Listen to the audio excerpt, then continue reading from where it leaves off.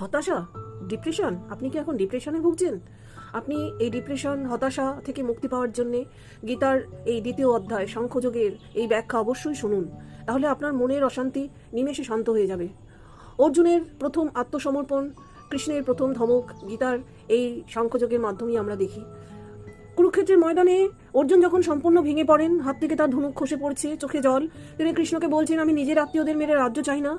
তখন কৃষ্ণ অর্জুনকে বলছেন, সান্ত্বনা দেওয়ার বদলে ধমক দিয়ে বললেন, কুতস্তা কসমলমেদং বিষমে সমুপস্থিতম, অর্থাৎ এই সংকটের সময় তোমার মনে এই কাপুরুষতা কোথা থেকে এলো অর্জুন? এটা তোমার মতো বীরের শোভা পায় না। কৃষ্ণর এই কথা শুনে অর্জুন তার ভুল বুঝতে পারলেন।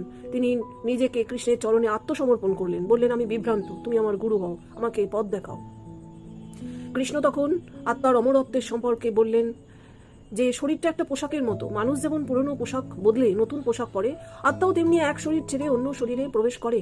নৈনং ছিদ্যন্তি শাস্ত্রাণি নৈনং দহতি পাবক, অর্থাৎ এই আত্মাকে কোনো অস্ত্র কাটতে পারে না, আগুন পোড়াতে পারে না, জল ভেজাতে পারে না, আর বাতাসও শুকিয়ে দিতে পারে না।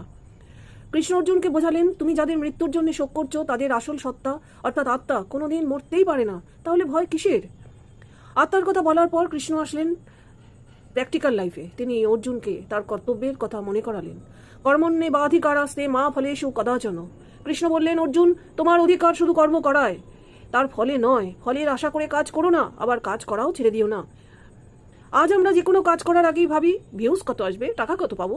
কৃষ্ণ বলছেন, ফলের চিন্তা যখনই মাথায় আসবে তখনই তোমার কাজের মান খারাপ হয়ে যাবে। ভিডিওর আমি শেষে এই কথাটাই বলছি যে অর্জুন কৃষ্ণকে জিজ্ঞাসা করলেন, আচ্ছা কৃষ্ণ, যার মন একদম শান্ত, যিনি সুখে দুঃখে বিচলিত হন না, সেই স্থিতপ্রজ্ঞ মানুষ কেমন হন? তিনি কিভাবে কথা বলেন, কিভাবে চলেন? কৃষ্ণ তখন একটা চেইন রিয়াকশন বোঝালেন। ক্ষতিকর জিনিসের প্রতি আসক্তি থেকে জন্ম নেয় কামনা, কামনা পূরণ না হলে জন্মায় ক্রোধ, ক্রোধ থেকে আসে মোহ, আর মোহ থেকে মানুষের বুদ্ধি নাশ হয়, আর বুদ্ধি নাশ হলেই মানুষ ধ্বংস হয়। তিনি একটি সুন্দর উদাহরণ দিলেন, যেমন চারদিক থেকে নদী এসে সমুদ্রে মিশে গেলেও সমুদ্র যেমন শান্ত আর স্থির থাকে, ঠিক তেমনি বাইরের জগতের সুখ দুঃখ যার মনে কোনো আলোড়ন তৈরি করে না, তিনি আসল শান্তি পান। কৃষ্ণ একেই বলেন ব্রাহ্মী স্থিতি।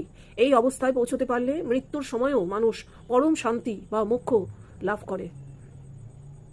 তাহলে আমরা কি শিখলাম? পরিস্থিতি যত কঠিনই হোক, কাপুরুষ হওয়া চলবে না। ফলের আশা না করে নিজের কাজটা সেরা দিয়ে করতে হবে।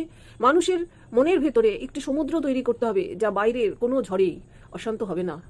গীতার এই শিক্ষা আপনার কেমন লাগলো কমেন্ট করে অবশ্যই জানাবেন।